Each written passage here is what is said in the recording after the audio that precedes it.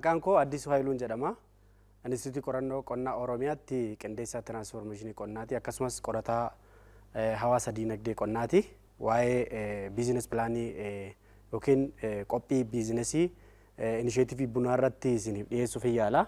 Kanaaf mata dureen leenjii koo haala qophii karoora biizinesii inisheetivii bunaa yaarrimeerra haga qophii gabaatti kan jedhu wal qabateeti kan inni isiniif dhiyeessu. Qabiyyeen leenjii koo yaa'u seensa hin qabaata. Kaayyoon leenjii kanaa maali kan jedhu gabaabinaan dhiyeessaa. Dhumarratti haala waliigala biizinesiin bunaa jechuun maal jechuudha? Akkamitti karoorsina, akkamitti hojiirra oolchina kan jedhu nan dhiyeessaa. Amma immoo akka Oromiyaatti inisheetivii bunaa kana bifa addaatiin mala qindaa'aadhaan haala kamiin oomishaaf oomishtummaa isaa akka guddisnu irratti gabaabinaan bu'aa maalii irraa arganna inisheetivii kanarraa kan jedhu gabaabinaan isiniif dhiyeessaa.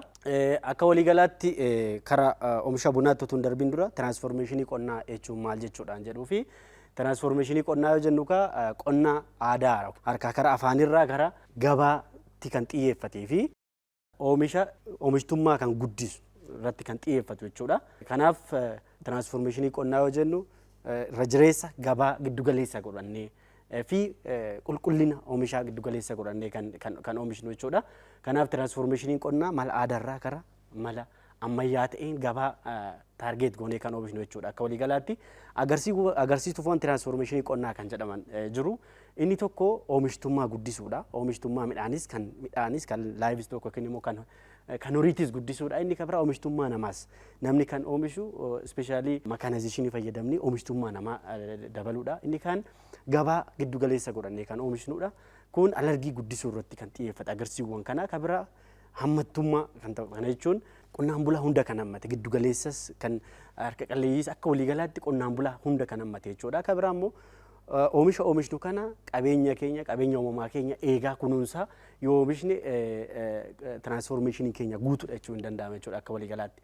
Qajeeltowwan tiraansfoormeeshinii qonnaa kan jedhaman tokko akka furtuu diinagdeetti qonna keenya akka furtuu diinagdeetti yoo fudhanneedha. Kan biraa qonna akka biizinesiitti qonna cal jennee yooma nyaataaf yookiin immoo fayyadamuuf qofa otoo hin taane gabaa giddugaleessa godhanne akka biizinesiitti yaadne karoora haga dhumaatti hordofne yoo hojjenne qonna keenya qonna akka biizinesii tiraansfoormeeshinii fiduullee dandeenya jechuudha.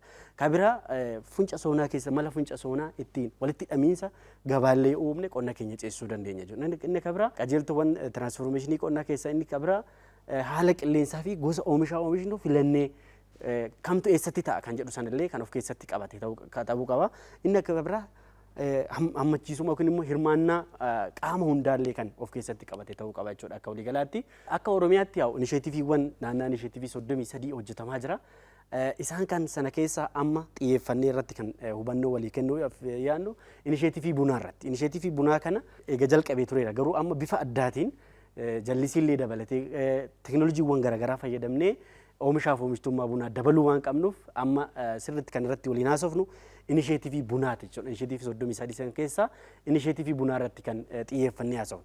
Inisheetivii bunaa irratti maaf xiyyeeffanne akka mootummaan yeroo ammaa kana inisheetivii bunaa irratti bifa addaatiin maaliif xiyyeeffatee hojjete yoo yaadne tokko guddina diinagdee irratti bunni qabu baay'ee guddaadha. Amma fakkeenyaaf bara 2017 yoo laalle alargiin bunarraa arganne naannaa biiliyeena $2.65 jechuudha.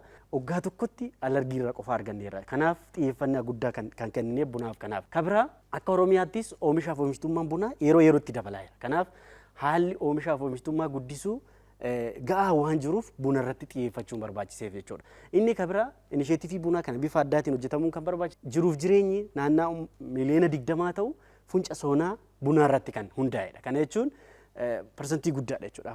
Populationii biyya keenya jiru keessaa persentiin guddaan jiruuf jireenyi isaa buna irratti waan hundaa'eef. Inni kan biraa haala qilleensaa ga'aa oomisha bunaa babal'isuudhaaf oomishaaf oomishtummaa guddisuudhaaf akka biyyaattis akka naannoottis guddaa waan qabnuuf kanaaf xiyyeeffannoon guddaan kennameef jechuudha. Inni kan biraa yeroo ammaa kana teekinooloojiiwwan garaagaraa kan oomishaaf oomishtummaa bunaa guddisan ga'aa waan jiruuf isa kana fayyadamnee akka carraatti fayyadamnee oomishaaf oomishtummaa bunaa keenya guddisnee kompitiishinii yookiin immoo wal dorgommii gabaa addunyaa kana keessa galuun barbaachisaa waan ta'eef kan akka carraatti fayyadamuun barbaachisaa. Inni kan biraa buna keenya ceesisuuf seektara bunaa kana ceesisuuf tarsiimoo fi imaammanni mootummaan qabatee jiru baay'ee gaarii waan ta'eef kanatti fayyadamnee qonna keenya ceesisuun baay'ee barbaachisaadha jechuudha akka waliigalaatti. Kaayyoon leenjii kana gabaabinaa yoo ilaalle tokko qophii biizinesii yookiin karoora biizinesii kana akkamitti qopheessina gabaan isaa maal fakkaata bu'a qabeessummaan isaa maal fakkaata dabalataan immoo haalli kunuunsa isaa maal fakkaata kan jedhu gabaabinaan waliin ilaallaa. Inni kabira hubannoo qulqullina bunaa irratti uumuudha. Qulqullina bunaa akkamitti eegnee gabaa addunyaa keessa seenuu dandeenya kan jedhu sana irratti illee sirriitti xiyyeeffannee akka hojjennuuf isa kana hubannoo walii uumuudhaaf jechuudha akka waliigalaatti. Karoora biizinesii yoo jennu hiikkaan isaa yaa'u dookumentii qopheessa. Dookumentiin kun immoo maal qabata?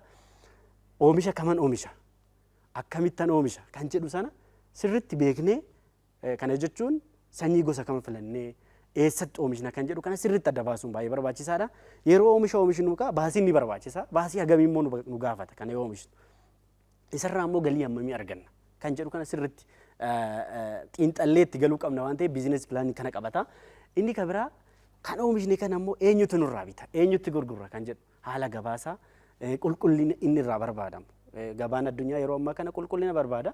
Qulqullina kanaan oomishuuf immoo maal gochuu qabna kan jedhullee biizinees pilaanii keessatti ilaalla jechuudha. Kabiraa rakkoowwan oomisha kana yoo oomishnu nu mudatan maal fa'aadha kan jedhullee sirriitti hubannee itti galuun baay'ee barbaachisaadha jechuudha biizineesii kana. Karoorri biizineesii kana qabachuu qaba. Inni tokko xiinxala gabaa, xiinxala teeknikaa, humna namaa fi xiinxala faayinaansii illee of keessatti qabata jechuudha biizineesii yoo jennu.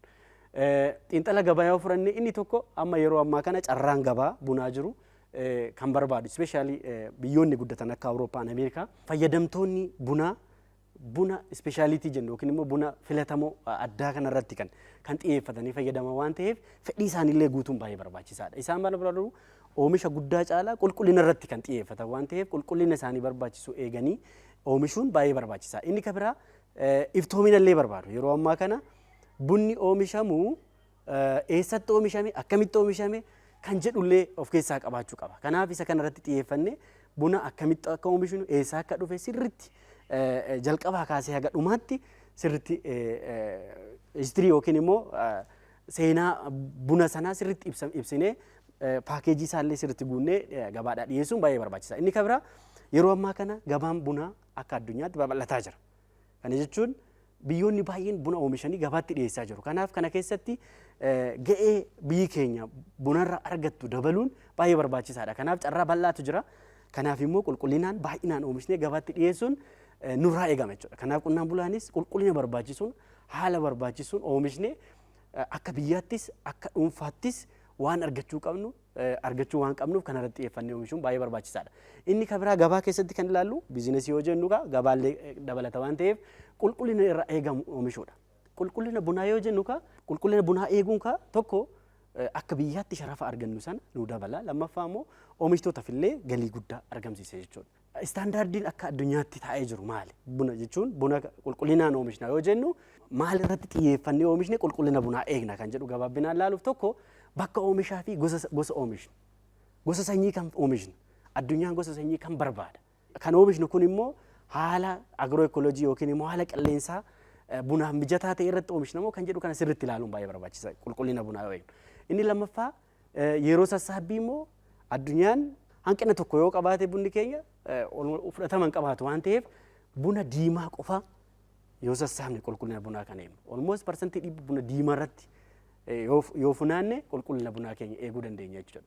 Inni kabiraa mala sona ittiin daballu. Ispeeshaalii yeroo baay'ee hanqinni yookiin qulqullinni bunaa kan mudatu yeroo value add yookiin immoo sona itti daballu. Haala itti gugsinu, haala itti dhiqnu, haala itti buna keenya keessaa qulqulleessinu irratti sirriitti of eeggannoo barbaada jechuudha. Kanarratti sirriitti hojjechuun ni barbaachisa. Kanaaf qonnaan bulaallee kanarratti sirriitti xiyyeeffannoo hojjechuun baay'ee barbaachisaadha. Inni kabiraa jiidhiinsa bunaati. Jiidhiinsa bunaa amma istaandaardiin akka addunyaatti jiru 10 haga 13 jiidhiinsa bunaa keessa jiraachuu kan qabu istaandaardiin kan barbaadamu jechuudha. Kanaaf yeroo gogsinu, yeroo kuusnu jiidhiinsa bunaa keenya sirriitti eegne gabaa addunyaa irratti kan barbaadamu sana argachuun baay'ee barbaachisaadha. Inni kabiraa yeroo egaa qonnaan bulaan oomishee waa hunda eegee xumuree booda karaa piroosesiingiitti yookiin immoo vaaluu sona dabaluu irratti ispeeshaalii buna yoo akaa'amu buna wal fakkaata bifa wal fakkaata ta'een qopheessuun baay'ee barbaachisa. Inni kunillee kwaalitii yookiin immoo qulqullina bunaa irratti dhiibbaa guddaa qaba waan ta'eef. Inni kabiraa paakeejii kamitti fayyadamna?